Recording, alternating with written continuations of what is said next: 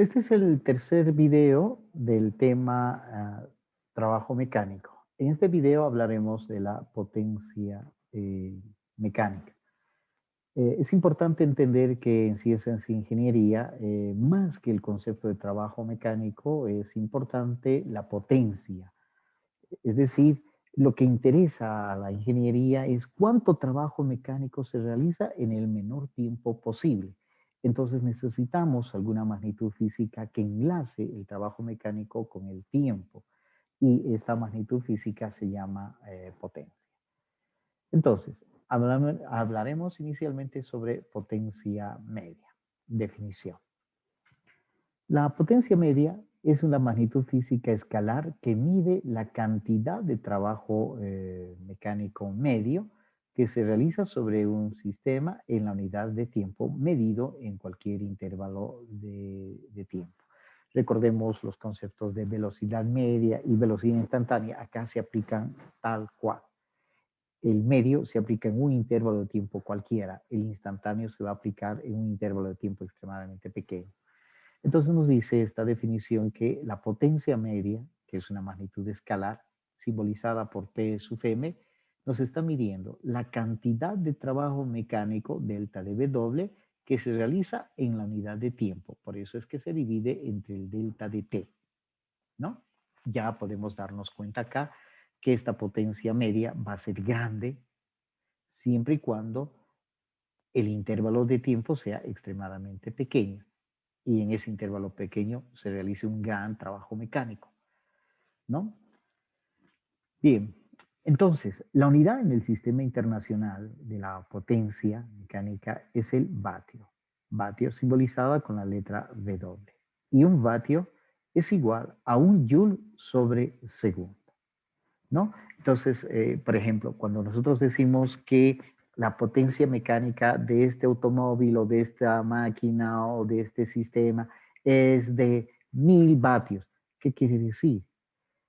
Que en un segundo esa máquina o ese motor o ese sistema o ese automóvil va a realizar un trabajo de 1000 joules cada segundo, ¿no? A eso se refiere esta la unidad del vatio, ¿no? Bien, entonces si nosotros analizamos un poquitito, por ejemplo, esta fórmula, si de acá despejamos el delta de W, este delta de trabajo mecánico va a ser potencia media por delta de T. Es decir, la unidad de la energía o de trabajo mecánico también puede ser la unidad de potencia multiplicada por el tiempo. Y entonces en ese sentido, normalmente se utiliza como unidad de energía o de trabajo mecánico el kilovatio hora, ¿no? Kilovatio hora simbolizado por K mayúscula WH, kilovatio hora. Y este kilovatio hora va a estar definido como el trabajo realizado en una hora, o sea, es decir, 3600 segundos, cuando la potencia es igual a un kilovatio, ¿no? Es decir, un kilovatio hora, que es una unidad de energía, es un kilo, 10 a la 3, vatio, joule sobre segundo, hora, 3600 segundos. Si hacemos las operaciones, podemos concluir que un kilovatio hora es igual a 3.6 por 10 a la 6 joules, ¿no? Es decir, miren, el kilovatio hora es una unidad grande, mayor. Un kilovatio hora de energía o de trabajo mecánico es igual a 3.6 por 10 a la 6 joules.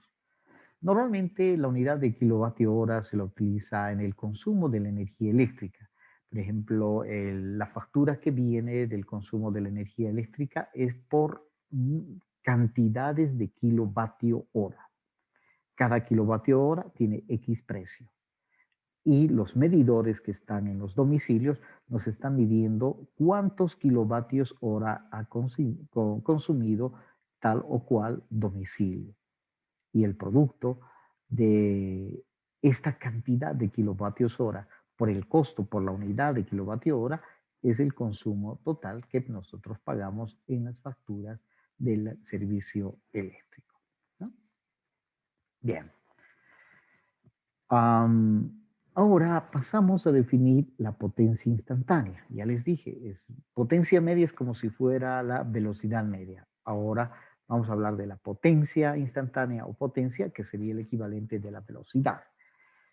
Entonces, la potencia instantánea P dice, es la magnitud física escalar que mide la cantidad de trabajo mecánico. O sea, P va a ser igual al delta de W que se realiza sobre un sistema en la unidad de tiempo. Es decir, hay que dividir entre el delta de T que se está invirtiendo en realizar este trabajo mecánico delta de W, pero medido en un intervalo de tiempo delta de T extremadamente pequeño.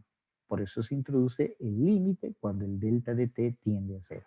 La diferencia entre las magnitudes medias y las instantáneas es que en la media se mide en cualquier intervalo de tiempo, pequeñísima o grande, pero en las instantáneas se mide básicamente en intervalos de tiempo extremadamente pequeños, ¿no? Y eso es lo que tenemos como definición de potencia.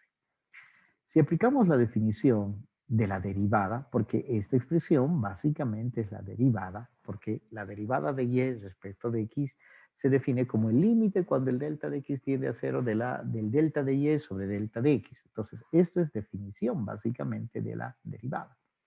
Por tanto, la potencia instantánea se puede escribir como la derivada del trabajo mecánico respecto del tiempo, ¿no? Ahora, es importante también recordar que la potencia instantánea se aplica cuando la rapidez en la cual se está realizando el trabajo mecánico no es constante, o sea, la rapidez con la que se realiza el trabajo mecánico va cambiando en el tiempo. Entonces ahí es necesario utilizar esta potencia. Pero ¿cuándo utilizamos la potencia media?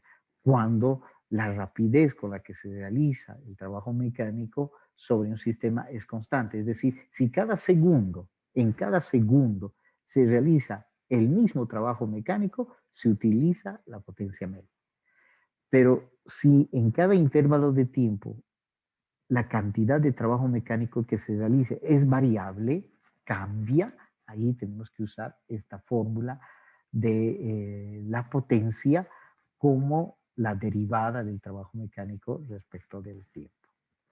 Bien, ahora acá recordemos, en realidad el trabajo mecánico dijimos que es igual a la integral de R1, R2 de F escalarmente por dr. Si nosotros aquí aplicamos el diferencial de trabajo mecánico, también tendríamos que aplicar acá el diferencial de toda esta integral. El diferencial de la integral, como son operaciones inversas, la derivada y la integral, el diferencial de la integral se cancela, se hacen 1.